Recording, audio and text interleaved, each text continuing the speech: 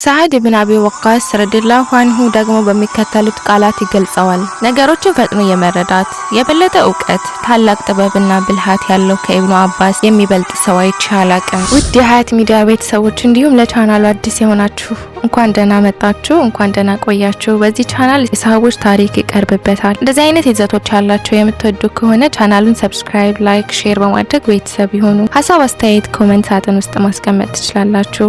አስተያየታችሁ ይገነባኛል፣ ያበረታኛል። የዛሬው ከባለፈው የቀጠለ የኢብኑ አባስ ታሪክ ክፍል 2 ነው። መልካም ቆይታ። ከሙሃጂርና ከአንሷር መካከል የበድር አርበኞች ፊት በከባድ ችግሮች ላይ ውይይት እንዲካፈል ዑመር ጋብዘውት አይቻለሁ። ኢብኑ አባስ ንቁ ተሳታፊ ነበር። ዑመር ደግሞ እሱ የሚለውን አይንቁም ነበር። እነዚህ ልዩ ባህሪያቱ ነበሩ እንግዲህ አብደላህ ኢብኑ አባስ የዚህ ኡማ ምሁር ተብሎ እንዲታወቅ ያደረጉት። አብደላህ ኢብኑ አባስ እውቀት በመካ በተረክቶ አያውቅም።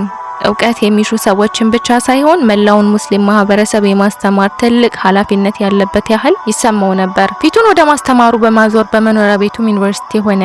አዎ ልዩ ትምህርት የሚሰጥበት ዩኒቨርሲቲ። እኛ ከምናውቀው ዩኒቨርሲቲ የሚለየው ነገር ቢኖር ይሄኛው አንድ መምህር ብቻ ያለበት በመሆኑ ነው። እሱም አብደላህ ኢብኑ አባስ። አብደላህ ረዲየላሁ ዐንሁ የትምህርት ጊዜያት የጋለ ህዝብ ፍላጎት ይነበብ ነበር። ከሱ ቤት ፊት ለፊት የነበረውን ሁኔታ ከጓደኞቹ መካከል አንዱ ሲገልጸው እንዲህ ይላል። ከሱ ቤት ፊት ለፊት አንዲትም መተላለፊያ እስከሚጠፋ ድረስ ወደ ቤቱ በሚያደርሱት መንገዶች ላይ ትምህርት ወይም ደግሞ ዒልም ፈላጊዎች ሲሰባሰቡ አየሁ። ወደ ቤቱ ገባሁና በሩ ላይ ስለተሰበሰቡ ህዝብ ነገርኩት።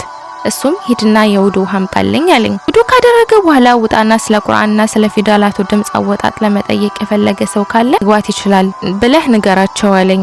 እየተቀመጠ ሳለ እኔም እንደነገረኝ አደረኩ። ቤቱ እስከሚሞላ ድረስ ሰው ገባ። ማንኛውም ጥያቄ ሲቀርብ ግልጽ አድርጎ ያብራራና በተጠየቀው ላይ ተጨማሪ መግለጫ ያቀርብ ነበር። ከዚያም ለተማሪዎቹ ለወንድሞቻችሁ ቦታ ልቀቁ አላቸው እና ደግሞ ውጣና ስለ ቁርአንና ስለ ትርጉሙ ለመጠየቅ የሚፈልግ ሰው ካለ እንዲገባ አድርግ አለኝ። አሁንም ቤቱ በሰው ተሞላ።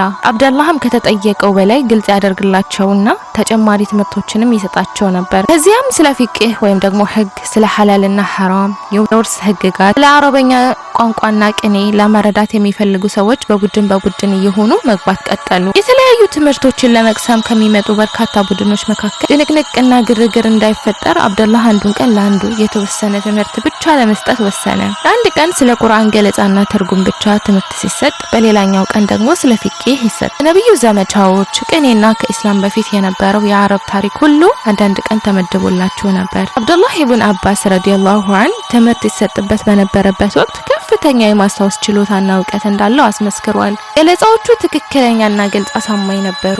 የመከራከሪያ ነጥቦቹ ስሜትን የሚያጭሩና በተገቢ የጽሑፍ ማስረጃዎች የታሪክ ጭብጦች የሚተደገፉ ነበሩ።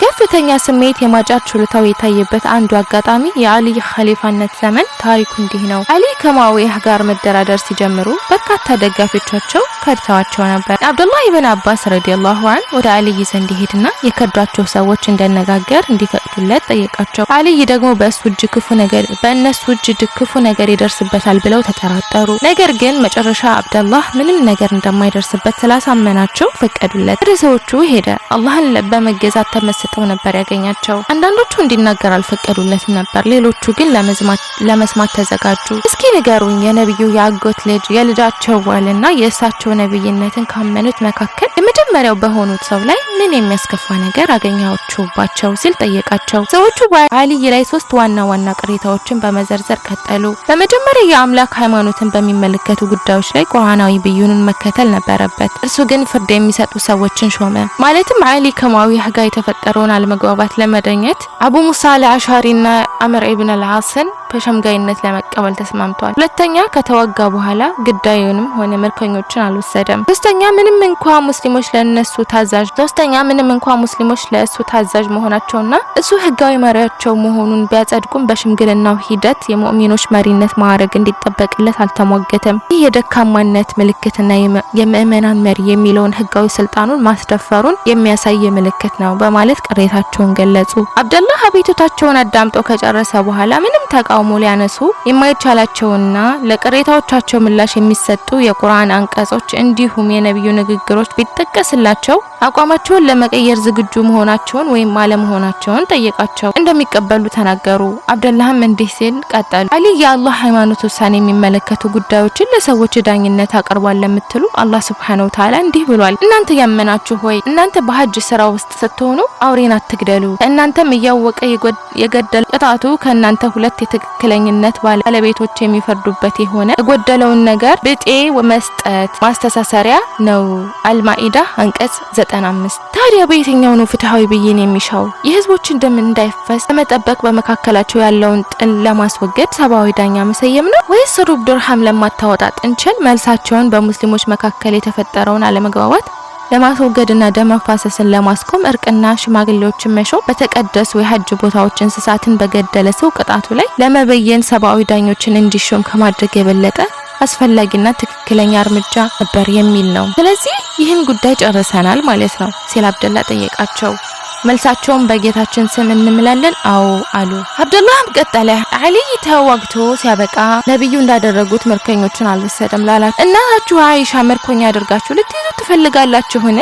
መልሳችሁ አዎ ከሆነ በስህተት ላይ ወድቃችኋል ማለት ነው። እሷ እናታችን አይደለችም ካላችሁ ደግሞ በክህደት ላይ ወድቃችኋል ማለት ነው። ምክንያቱም አላህ Subhanahu Wa Ta'ala እንዲህ ብሏል፣ ነብዩ በመእመናን ከነፍሶቻቸው ይበልጥ ተገቢ ነው፣ ሚስቶቹም እናቶቻችሁ ናቸው። አልአህዛብ አንቀጽ 6። እናም ለራሳችሁ የምትፈልጉትን ምረጡ አለ አብደላህ። በመቀጠልም ይህን ጉዳይ በዚህ ጨረስን ማለት ነው ሲል ጠየቃቸው።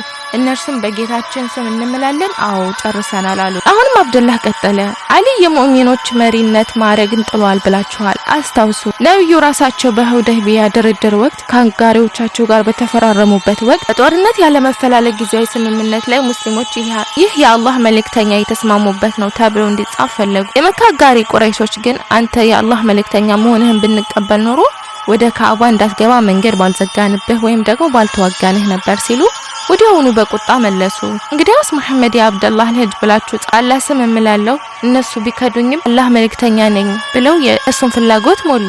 በዚህ ነጥብ ላይም ይህን ጉዳይ ከጨረስን ሲል ተቃዋሚዎቹን ጠየቁ። አሁንም መልሳቸው በጌታችን ስም እንምላለን አዎ የሚል ነበር። አብደላህ ስለ ቁርአንና ስለ ነብዩ ታሪክ ጥልቅ እውቀት እንዲሁም የመከራከርና ስሜት የመቀስቀስ ልዩ ችሎታው ካሳየበት የዚህ ቃላት ምልልስ ፍሬዎች መካከል አንዱ አብዛኞቹ ማለትም ወደ 20 ሺህ የሚሆኑ ሰዎች ወደ አሊ የጦር መመለሳቸው ነው።